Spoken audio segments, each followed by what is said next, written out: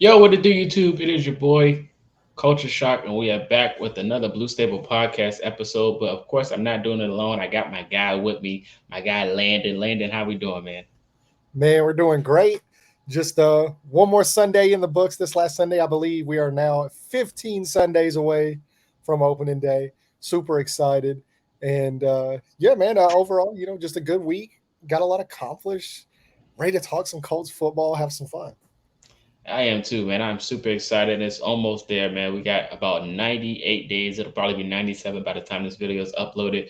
Left until football is back. I can't wait. I'm super excited to be here. Unfortunately, Mike couldn't be with us. He got some big things going on. So, of course, we can't do the show. We can't do the show without him, but we're going to have to wing it out this time. But he'll be back soon. So, you guys, keep him in your mentions. Mike, we got you on this episode. We're Right. going to go Congrats. ahead. Big congrats though to Oh, Mike. yeah. So they're moving in. If you didn't know, Mike, they got their own he's a homeowner now. So welcome to that headache officially, because Lord knows it has been one for me for years now. But there's nothing like owning your own home. He's moving in right now. He's in the middle of moving into his home. So that's why he's not here. But yes, we miss you, Mike, but more or less more so, congratulations. Yes, congratulations, man. He doesn't have my room ready, of course, but it is what it is at the end of the day. But we're not going to hold you guys here too long. We got a few things we want to mention. We're going to go over the Colts' expectations, as you can see from the title of this episode. We're going to go over the expectation for the offense. But before we do that, the Colts did make a move prior to that. The Colts did make a signing. They got some edge rush. They had to give up, Darius Hagans, the running back. He got waived, unfortunately. He'd probably be a practice squad body. He'll get picked up eventually. But the Colts did pick up former Tampa Bay Buccaneers, Jannard Avery, edge rusher. He played over 200 snaps and had about, he had one sack, five tackles. And over his 5 year career, played 62 games. He had 17 starts, 106 tackles in his career, 8.5 sacks in total. It'll probably be, a lot of people are predicting him to be a Leo for this roster if he does make the roster. He was a special teams person as well. He has been battling injuries over his career as well, especially last year. But he could potentially, make the roster. But he seems to be a pretty decent fit, especially just adding a competition to the Colts roster. What's your thoughts on this pickup right here, Lynn? Yeah, it's just a just depth move, possibly a camp guy that can come in, compete for a roster spot. Maybe play some special teams as well. But I know he actually had a really good rookie year. So I remember he was drafted, I believe, out of Memphis back in 2018, somewhere around there. Because I remember I did like his game. He was a fifth rounder, I believe. So, but yeah, he had a really good rookie year, and then it's just kind of like fallen off a little bit. I know he had a pretty decent year a couple of years ago as well, back in 2020. But overall, just more of a depth guy. If he does make the roster, they're just bringing in more competition for guys, and you can never have too many pass rushing rotational guys. And also too, like, something I think that's really underrated about him is he does play well against the run. So while he's not necessarily like the biggest guy, I believe he's right around like 6 foot, somewhere around there. So he's kind of a shorter dude for an edge rusher. You don't really see that many 6 foot guys playing along the defensive line. But he's a guy that he does, compete very well, compete hard. He gets his nose dirty in the run game, and he can give you some pretty valuable pass rush snaps in a pinch should you need them. So we'll just kind of see. We'll monitor it, see how it goes in camp, and we'll see if he does stick around and make the 53. Yeah, man. Hopefully he can make the roster. We that's what we push out here, man. You get that opportunity to put on a jersey or represent an NFL team. We root for you, man. No matter who it is, no matter how good they are, how bad they are, everybody deserves an opportunity. So congratulations to him. Hopefully he can pan it out and make the roster. We will be observing him just like we do every other player. But now we're going to get down to the nitty gritty. Let's talk about this offense. Now, of course, this Colts offense over the past few seasons have been abysmal. I think last year was probably one of the worst offenses in NFL history. I think that's what they projected us after the end of the season with the rankings and everything. I believe it was Um, after, yeah, like after Frank Reich was fired and Jeff mhm. Saturday took over. Yeah, I believe it was one of the worst offenses in like the past 30 years. Yeah, man, So like that, for that was, it was the terrible, last little man. bit of the season, it was not fun to watch. That's for sure. At all, man. It was bad. It really was. But we got through it. We pushed through it, And we wind up getting Anthony Richardson as a reward through our pain throughout the whole season. But it is what it is at the end of the day. But moving forward, we got to go over the offense and expectations because you got to set some, especially if you're going to be a team moving forward. And now you have a bright future and a quarterback who could potentially be your franchise quarterback, Anthony Richardson. But we're going to have to, we're going to have to set some boundaries. So we're going to go ahead, we're going to go down about a list of 5 players. We're going to start at the top, and in my opinion, personally, and then Landon's going to give his thoughts as well. We're going to start with Jonathan Taylor. Now, Jonathan Taylor is a huge part of this offense moving forward, and you got to set some expectations because he was battling injury. He did have fumble history as well, and now he's coming back with a quarterback who can pretty much maybe increase his level of gameplay moving forward in this season and probably put him back into his normal self of what we're used to seeing from Jonathan Taylor. Now, of course, Jonathan Taylor had to put in work himself. He probably has some off-season programs, how to, protect the football, seeing the lanes and seeing those cuts. And we all want to see good Jonathan Taylor football like we used to see, like the game he played against the Patriots. I think that's probably one of the most memorable games, but he had a lot of good games. But Landon, what are your thoughts on Jonathan Taylor's, and what are you expecting from him next season? Yeah, well, like you said, what he did battle injuries, but he's still Jonathan Taylor, and he's recovering still from that ankle injury. You kind of saw him; he didn't practice in OTAs or anything, so I assume he should be good to go by the time training camp rolls around. But yeah, one of the more underrated things like that people really haven't talked about when it comes to a coaching change, specifically whenever you go from Frank Reich to Shane Steichen, who are both offensive, guys that they call their own plays. They really have their handprint in the offense, and that's just kind of like how difficult it is to go through a scheme change. That like this probably won't be the same blocking scheme, the same running scheme that he's grown accustomed to over the last few years. So it's going to be a process for him to learn, like you said, learn those running lanes, learn the vision, where to make those cuts, where the offensive linemen are going to be, and you can't really do that until you're in the season. I mean, you can do it in practice, and I mean, like, yeah, practice makes perfect and all that, but it's different whenever you got live bodies. So I'll be curious to see, because the NFL does have that practice limit on live contact and stuff like that in the off season. So you're not really going to get that many chances to go, head to head with offense and defense where they're actually hitting each other. So I'll be curious to see how that plays out. But, he's still just one of the most talented pure rushers in football. Um, you're not going to get that more all around running back game with him, but just as far as like pure running the football, I mean, maybe him and Nick Chubb, Derrick Henry, those three guys are the names that come to mind. And I'd fully expect him to be right back, where he left off. Now, I don't think you're going to see anything like 2,000 yards and 18, 20 touchdowns. I don't know if I would go there because, like I said, it is going to be a process. But I do think he will be, just because they're going to be leaning more on the running game this year while they bring Anthony Richardson up to speed as a passer.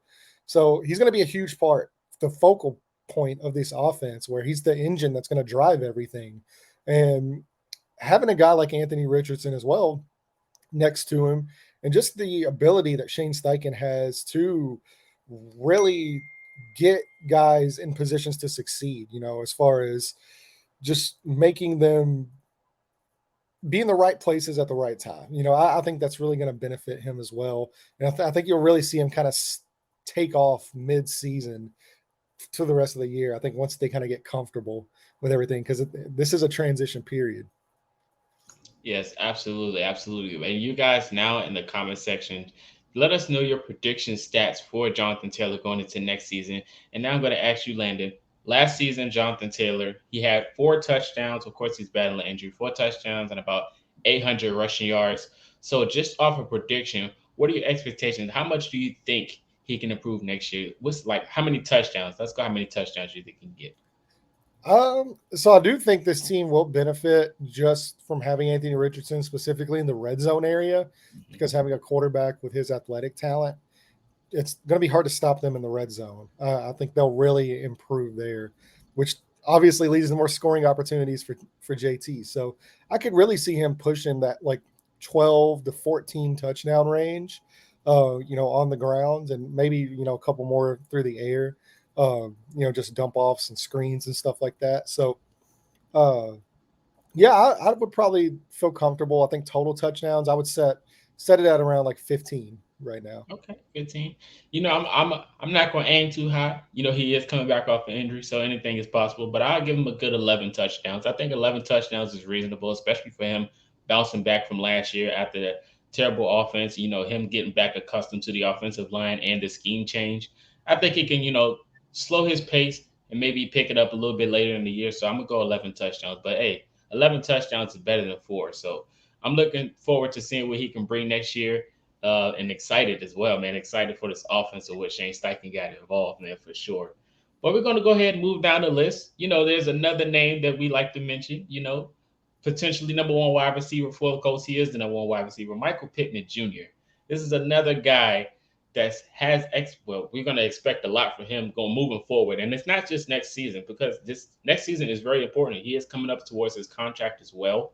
So he's going to have to step up and show out for sure. What is your thoughts on Michael Pittman Jr. expectations next year? Yeah, so just the passing game in general, I think this is where people kind of need to lower their expectations some, just because it is going to take time with Anthony Richardson. You're going to have to be patient.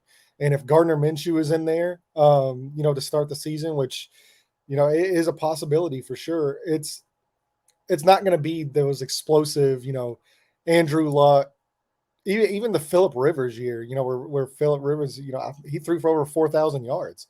So I think we just kind of need to lower our expectations for this passing game just for this season. And that being said, I do think Michael Pittman will benefit the most, probably out of any of the wide receiver rooms, is either him or Alec Pierce.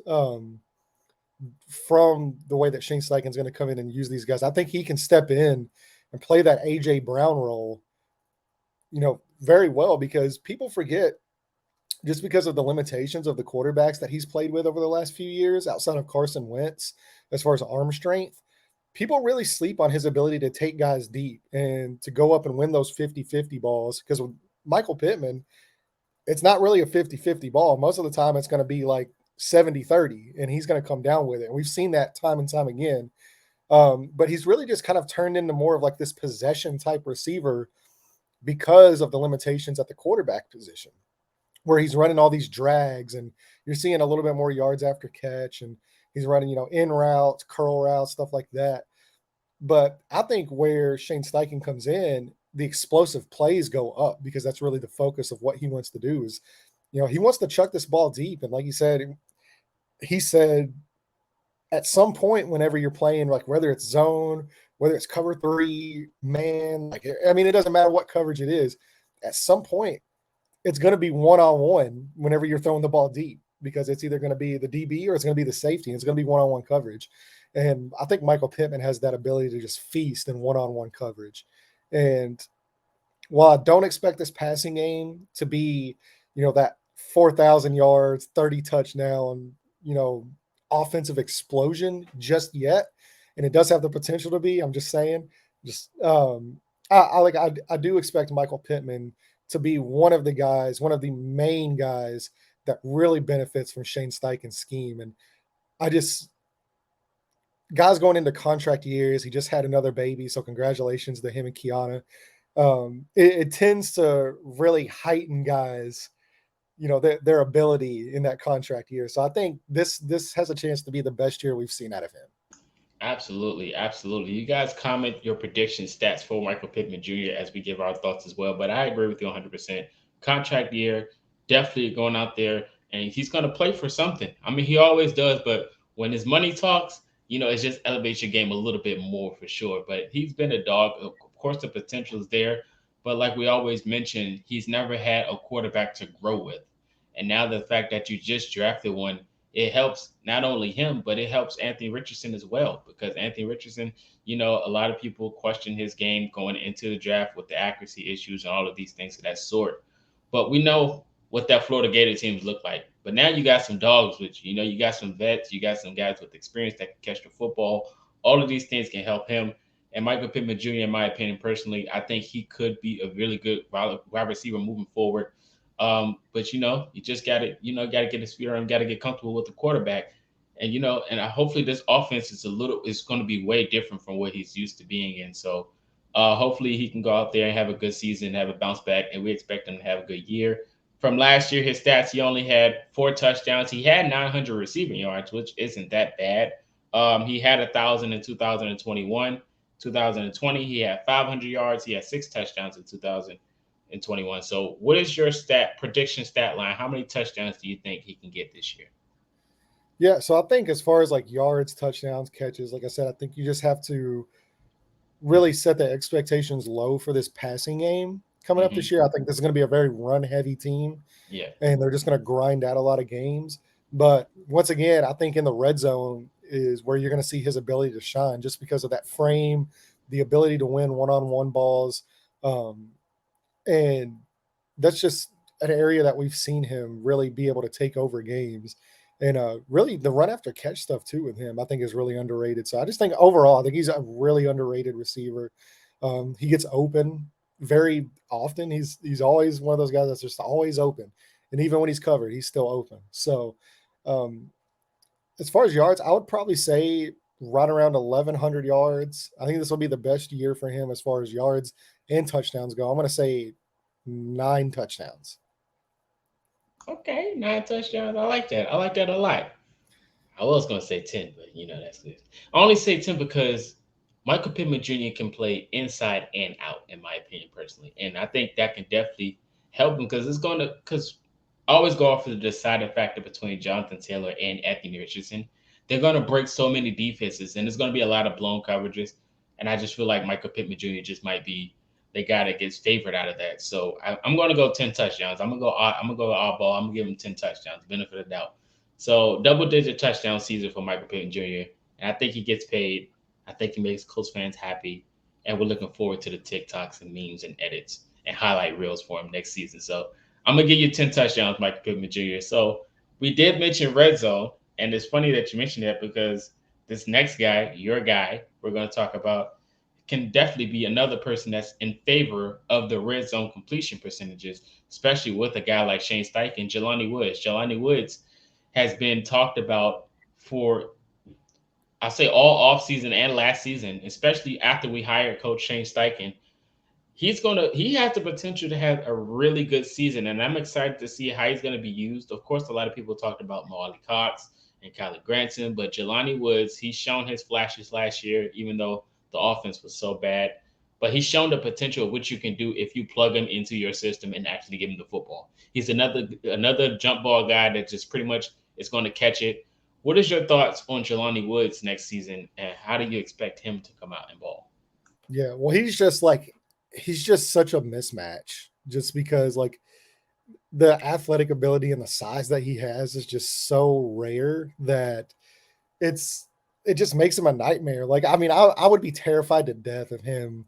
Like, and normally, like with tight ends, normally it's like year 3 is when they take that leap. So I don't think he's going to take that leap just yet because he still has some stuff he needs to work on. But as far as just running those seam routes, attacking, that middle of the field, split coverages and stuff like that, man. I That's where I think he has the ability to shine. And another really underrated thing that Shane Steichen does is something that he did a lot. And I know Dallas Goddard is like, he's one of the best tight ends in football, but I do think Jelani Woods has the ability to kind of play a similar role as far as like in the screen game. Like him and Kylan Granson, I think could be really good players in that tight end screen game. So I can really see him having an impact in like more like short yardage situations as far as getting those first downs and then running those seam routes, taking that defense over the top, stretching that defense out, opening up those running lanes. And I really think very highly of Jelani Woods. And he had a really good season, just even for like a rookie tight end.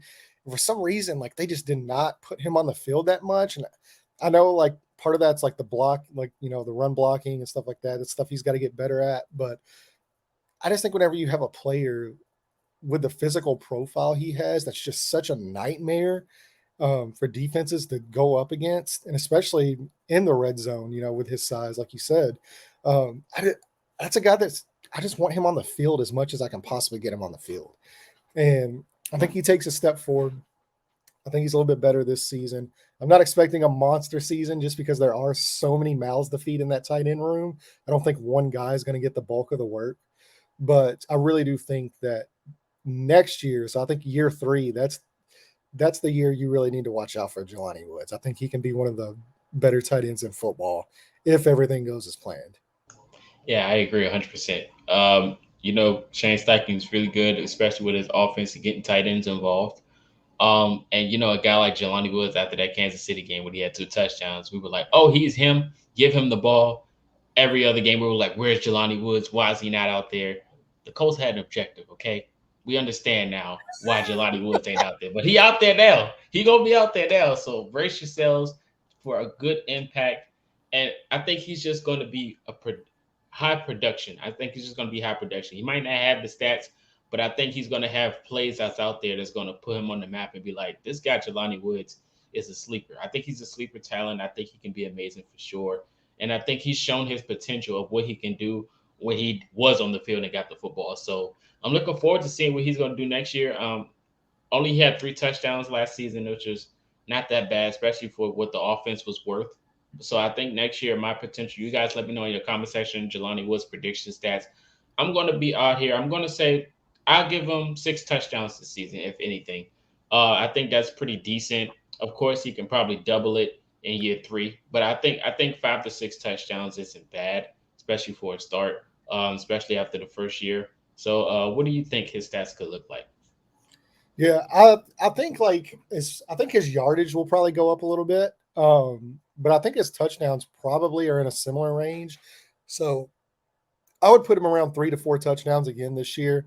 Um, just setting the expectations of what this passing game is going to look like. Um, but I do think he'll probably end up. I think he can end up with about like 400 or 500 yards, through the air, and about 3 4 touchdowns is what I would say. But not enough to make him a household name, but enough to where you're feeling optimistic going into year 3 if he can keep that trajectory moving up. Then I think he really has a chance to explode. Absolutely, absolutely. And just moving forward, even if he doesn't get the ball on third downs, he needs to be in that package, in that rotation. And on that play, Jelani Woods and Michael Pittman Jr. and Alec Pierce has to be on the field. I think I trust those guys more than anybody else on the roster to go get you that first down if you need it, if it's on third and short. So we mentioned passing, and now it's time to talk about our very own, our quarterback, Anthony Richardson. What is your expectations for him? Because he got a lot of people are expecting him to go out there. They always compare him to Cam Newton. And he mentions he used to follow him, but now he wants to be himself. So Anthony Richardson wants to be Anthony Richardson. Got a lot on this plate. It's going to be a very rocky rookie season for him. And I think it's going. This is the way the schedule's set up. I think this is perfect for Anthony Richardson. It's not too tough. It's not too easy. I think it's a mixture of both. And every game's going to be competitive regardless of what the schedule looks like. But I think the way it's set up for Anthony Richardson, he can definitely learn his strengths and his weaknesses as the time goes by. And I'm not expecting him to go out there and be MVP caliber. I just want him to perfect his game and work on his weaknesses as the season goes on. Even when we mentioned the schedule prediction, we talked about a record. We're just here to see the develop. This is a development season, so I'm looking forward to seeing what he can do out there. I don't expect much. I just want to see flashes. What's your thoughts on Anthony Richardson expectations his rookie year? Yeah, so this is, I think, where people really need to kind of have their expectations set, and this is, of course, coming from me, I've been pounding the table for him for months, but it is it's a work in progress. It's not going to be pretty sometimes. We're going to have ugly games where he's missing wide open guys and he's dirting some footballs. I mean, it's going to happen. You just have to prepare yourself for it. And really, through the air is really where you want to set those expectations, because it's a like I said, it's a work in progress. So I think the main thing right now is just figuring out whether he's even going to start. like, where you're at in training camp, where you're at in the preseason. And we'll be able to tell a lot from the preseason games. Like if he looks comfortable, if he looks like he's panicking out there, like you'll be able to tell very, very quickly in preseason where you need to set that baseline. But until then, we're going to assume he's going to go in. All indications are he's making plays and OTAs and stuff, that he's doing well. He's learning what he should be learning. He's asking the right questions. He's putting in the work, which is something that you never really had the question with him coming out. But yeah, it's going to be a rocky season. It's going to be up and down. You're going to have your highs, and the highs are going to be really high. The highs are going to be awesome, and it's going to be must see TV. But those he's going to have his lows too, and the lows are going to be really low. And I think just what helps him to come into this league is like where this league is headed, where it's at, having that ability as a quarterback to run the football, to use your legs to get out of trouble. His pocket movement, his pocket awareness is something that he's going to come into the league and it's already going to be great. Well, if college is any indication, obviously you don't know until he steps out there, but all indications are from his college tape that he manages pockets extremely well. He's able to sense pressure, that ability to escape trouble, to make plays outside of structure. That's really going to help set the floor for him to where, like, I don't think it's necessarily, and we talked about this multiple times. It's not going to be something where you're going to come in and be like, man, like this kid is just raw. Like he has no idea what's going on out there. He does a lot of really little things well. And if you can just kind of clean up some of that, I guess, like if you can just clean up the stuff that you should be able to clean up, like, excuse me, nothing that's wrong with Anthony Richardson is anything that's just not fixable. Like you can clean all that up, but you just have to be patient. So I think setting those expectations for him, like the main thing right now for him is just to get on the field. Like I want to see if he does win the starting job, and then just kind of go from there. So if they're going to trust him enough to start, then that's going to tell me a lot about where he is in his development, especially if it's early on. Absolutely, I agree. And I just want to put it out there. I'm not mad at either decision. If it's Anthony Richardson, I'm excited. If it's Gardner Minshew, I'm excited. So it's like, I'm fine with either or. I think, because they work out together, I think the competition is great. Both of those guys know what the situation is. And even with Both of them are, even with Ellinger too, like Ellinger's a yeah, yeah. great guy to have in that room. Like I mean, Hmm. he's a guy that's going to push, both guys, not necessarily for like the starting position, but as far as like in the film room, like extremely cerebral guy, extremely smart. So just having all those type of guys, and now too with the new rule, you can dress three quarterbacks, and one of them doesn't count towards a roster spot. Having that type of guy in Sam Ellinger, who is going to come out, he's going to work really hard. He's going to set a good example, for these dudes. And Gardner Minshew, I think it's just a really good quarterback room for Anthony Richardson to be a part of. And where last year, like it was bad football and it was boring football. It was bad and it was boring, like which is like the worst type of football. This year, you're like you'll see bad football, but it's going to be exciting bad football. It's going to be fun to watch, and so that's kind of where I'm at right now. It's like, yeah, this team might not win a lot of games. They might look bad, throwing the ball. You're not going to see them really go out and throw the ball 35, 40 times a game. I don't think that's in the cards for this team right now. But, you throw the ball 25, 30 times a game, like a few of those are going to be ugly, but a few of those are going to be like, oh, okay, we're cooking with gas. So I'm excited, man. Yeah, I am too. It's funny you mentioned that. I'm looking for the I am him moments. I ain't looking for, you ain't gotta, of course they're not gonna win every game, but we're gonna have some oh my God plays. I just want to see us on Sports Center at the end of the week. So it is what it is. Take it with a grain of salt, Colts fans, but that's what we're here for. So let me get your expectation stats. You don't have to go specifically yards and completion percentage, just touchdowns in general. How many touchdowns do you think Anthony Richardson can produce next year? Uh, all right. So this is like total touchdowns or just, yeah, like, so total, I'm going to put him at like 24 total. I Yeah. think So we're 24 is a like good 12 passing, range. 12 rushing. No, probably probably a little bit more of a split. I think it's I think you're probably gonna end up seeing more around like that, like 17 through the air, like probably like 16, 17 range, and then probably another seven on the ground. Like that. I like that. And 24 sounds reasonable. if he hits that, like if he can hit right around that 25 touchdown mark, then I really think he has a chance to grow into like a really really great special type of player. That's kind of the mark where I'm setting, and of course, like I said, that's dependent on if he's starting the season, like from week one, if he's starting. Now, if he's setting out 6 weeks, then yeah, you'll probably have to adjust those numbers a little bit. But I think right around like that 24 to 25 total touchdown range is where I would start getting really excited. I like that. Well, due to my theories of how um, unorganized the defenses are going to be with Taylor and Anthony Richardson in the backfield, I'm going to give them 30. Because I feel like, I don't know, it's just this weird feeling of defenses not ready for what they're about to see, especially in the AFC South, where we know the Texans can give up 30 points in the blink of an eye whenever they feel like it.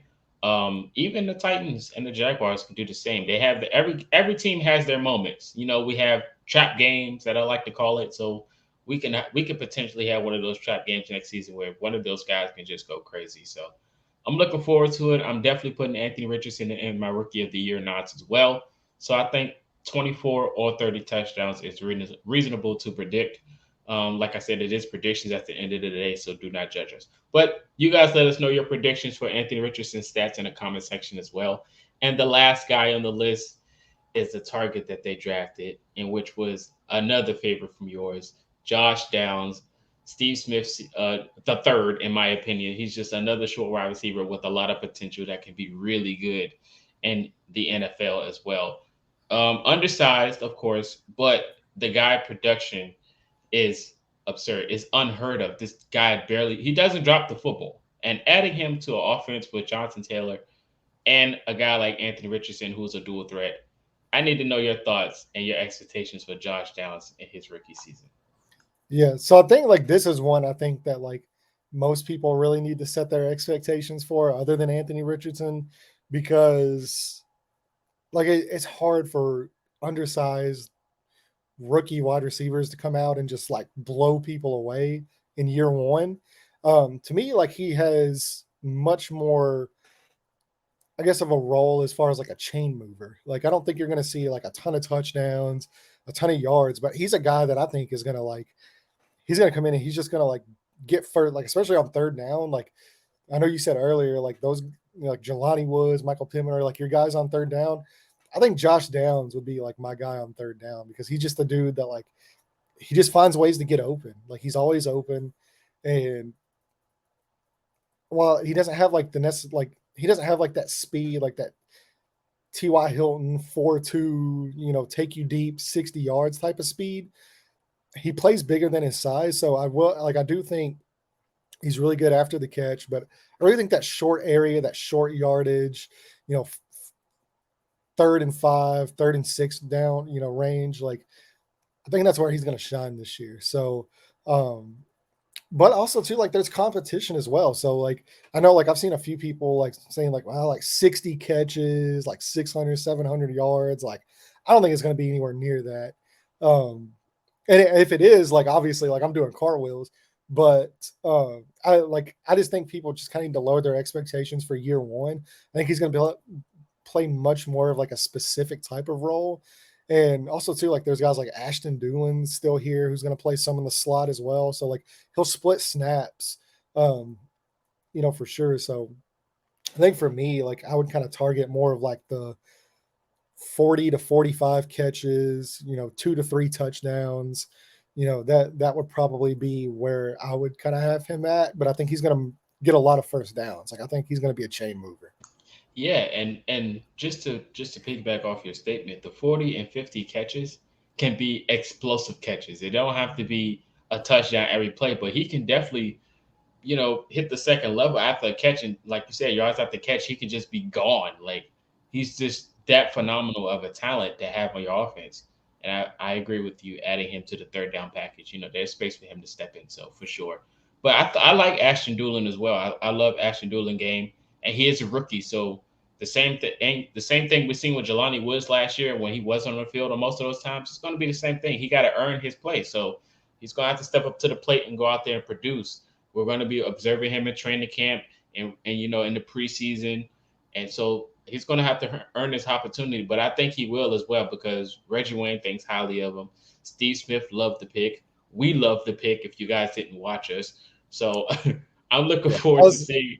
I was a Yeah, big Josh Downs fan, but like I said, I just think like, and like probably too, like in a different team with a different role, like yeah, could he possibly be more if like he was stepping into like Houston or somewhere that doesn't necessarily have that many offensive weapons where he's going to come in and produce a little bit more his rookie year? Yeah, probably. But that's a good problem to have. Is like when Josh Downs is like probably like your fifth or sixth option, like I think you have a chance to really do some good things. So, um, like I said, with this passing game in general, like I'm setting my expectations a little bit on the lower side just because I do think they're going to be such a run heavy, run centric team. Very similar to like how Philadelphia was whenever Jalen Hurts took over there in like his first year or two. Very, very run heavy. They led the league in rushing both years, or I believe they might have finished second the year. Um, he stepped in there for those few games, but um, I think the Colts very easily could lead in the NFL in rushing. And I think it's actually probably more likely that they lead the league in rushing than not, just because of how this team's set up. So as far as the passing numbers, you kind of got to lower them a little bit. I think Michael Pittman's going to be like the clear number one like guy in the passing game. I think he's going to get the bulk of the targets and the yards and the touchdowns, and everybody else is just going to compete a little bit. I think Alec Pierce can probably see a spike in touchdowns this year. I think that's really where he'll shine a little bit more, just because Anthony Richardson and Shane Steichen, like we know they're going to push the ball deep. We know they're going to throw those 60-yard bombs, and I think Alec Pierce is going to eat on those deep shots. So you'll probably see some more touchdowns at an AP, but overall in general, like the yardage and just kind of outside of that, I just kind of think you kind of need to set your expectations a little bit on the lower side for the passing game, just for 2023. I agree 100%, especially if we got them aiming to like 7 wins. There's no way we can expect high numbers if we're only getting 7 W's out there because that means something's wrong if we can't finish a game with high Bro, numbers. hey, I'll tell you, if Anthony Richardson scores 30 touchdowns, they're winning more than 7 games. Hey, you don't hear any complaints from me because my Yeah. goal is division, Bro, if if he scores anything. 30 touchdowns, I'm doing backflips on or in my front yard. Like that would be crazy. I'm looking forward to just season in general, man. Like I said, it's just going to be an exciting year. But you guys let us know your expectations on Josh Downs. And if you didn't mention any expectation stats for any of the guys, feel free to do so in the comment section. Before we get up out of here, you got anything else you want to say or any more predictions for any players that we missed? No, I'm all good. It's kind of like the dead period right now, so there's Yeah. not a lot of content out, and it just kind of like bothers me some that we see all these like every day I log on to like Twitter or Instagram or anything, we're seeing all these videos of, you see Joe Burrow and Cincy, Kenny Pickett, Trevor Lawrence. You see all these guys out there throwing and doing all this stuff, and then you look on the Colts social media team, and We got nothing. there's nothing. That place is zero dark 30 right now, man. Like there is nothing out there. And I don't know, like that might be by design. That might be the way they're doing it, with Shane Yeah. Steichen. He doesn't want anything out there. So I'll just be ready to see some more content. I'm ready to see more Anthony Richardson. We got that short little bit there in OTAs there of him throwing the football and stuff. But yeah, there's been nothing. I don't like that. Even the Titans, man. Like every time I look up, man, there's a new Titans post where they're throwing like showing their quarterbacks and showing Will Levis overthrowing a net by 20 yards. And like, like they're showing all kinds of stuff. And I'm like, man, like I don't like just give me something, man. Just give me some kind of cult stuff. Yeah, I agree, man. But you know, we got to stay occupied in these dark times, man, of not having anything to post. We got YouTube Shorts. If you guys don't watch those, it's pretty much just comedy. So tune into those until we get some OTAs or stuff, and then we'll give you some real They are content. But funny. yes, But that's pretty much all we got for you guys today on this episode. We appreciate you guys again. Mike will be back with us shortly but shortly, but he is moving into his house, Fresh Prince of Bel Air style. So we appreciate you guys for tuning in. That is Landon. This is Marcus, and we will see you guys next time.